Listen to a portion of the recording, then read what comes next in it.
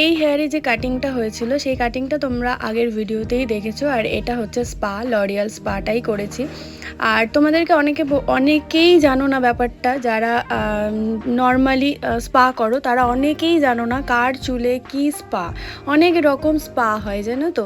যেমন লরিয়ালেরই কিছু কিছু স্পায়ের কথা বলি। স্মুথ আছে, নারিশিং আছে, তারপর ড্যামেজ রিপেয়ার আছে, অনেক রকমের স্পা হয়।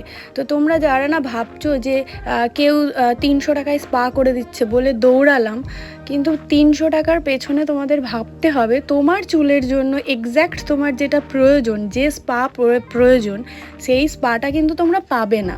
কারণ হয়তো এই 300 টাকার মধ্যে সেই ড্যামেজ রিপেয়ার বা তোমার যে প্রবলেম আছে ড্যান্ড্রাফের, সেই সবগুলো কিন্তু যাবে না। 300 টাকায় যেটা দরকার নর্মাল একটা স্পা সেটাই কিন্তু তোমাদেরকে দেবে। তাই টাকার পেছনে না দৌড়ে আমার মনে হয় চুলের যেটা প্রয়োজন সেটাই করো।